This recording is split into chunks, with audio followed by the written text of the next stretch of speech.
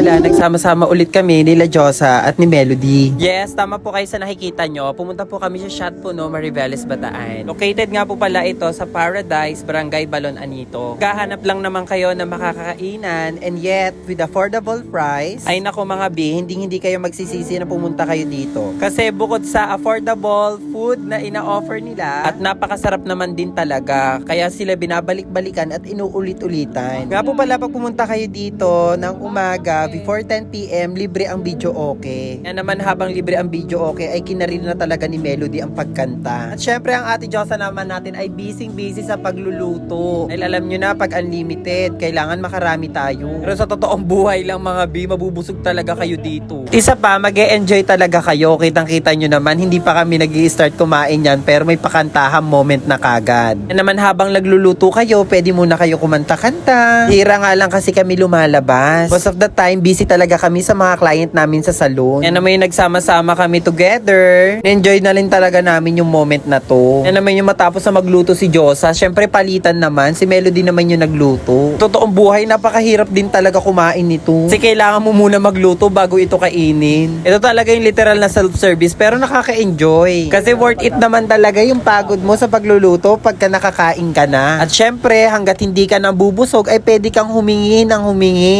Kasi nga 'di ba, unlimited to. Kaya naman yung matapos kami magluto, ayan na sinimulan na namin kumain. Kumain nga po pala kayo ng ganito, matututo din kayo mag-chopstick. Sabi pa nga ni Melody, hindi daw siya pwede dito kasi hindi naman daw siya Koreano. Kung ano na lang din talaga si Melody. Order kasi talaga ni Melody, hindi naman talaga siya magsasamji. Salted egg nga kasi yung in-order niya, kaya lang wala kasi yung magluluto. Kaya ayun, napilitin na lang din siya makisali sa amin at magsamji na lang din siya. Nga ang sabi, pagka iba daw ang in-order ni Melody, lilipat daw siya ng table. Alam nyo na, baka makisalo sa amin si Melody. Kaya gumaya na lang siya kung anong in-order namin. Order nga po pala kayo, kompleto na kayo ng side dish. Yun ang alamin ko ano yung mga side dishes na kasama dyan. Kasi makikita nyo naman sa video kung ano talaga yung mga kasama. Yan naman super video na din ako dito sa akin. Kaya lang parang medyo malabo kasi nga napatalsikan nga ng mantika tong cellphone ko. Kaya kung makapansin nyo, medyo malabo dyan sa part na yan. But anyway, samahan nyo na lang ako sa pagkain. Kaka-enjoy naman din talaga kumain minsan. Kasi ako hindi naman ako palakain or palalabas. Pasensya na, hindi talaga ako sanay kumanta. Kaya naman talaga career na career ni Melody at Josa ang pagkanta. Kung nga inarkilala ni Melody talaga yung buong video okay, parang ayaw niya na magpahiram sa mga ibang table. Minsan nga pinipindot niya na lang yung number. El kabisado niya daw talaga yung mga number ng mga song sa mga video okay. Natutuwa nga ako dito sa ano nila, parang ewan, basta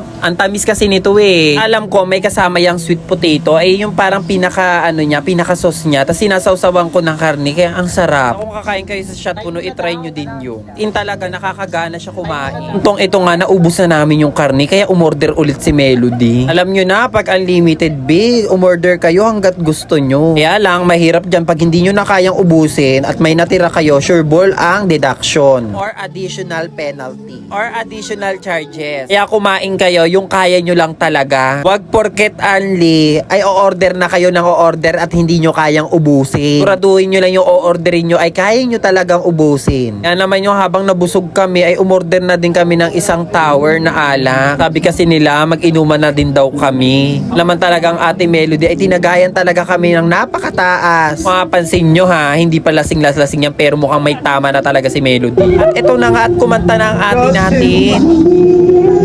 Sunshine! Sarap! Sana pala, sana. Sana.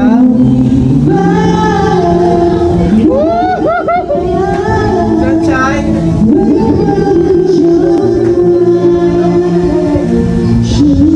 Bravo. Bravo si mama.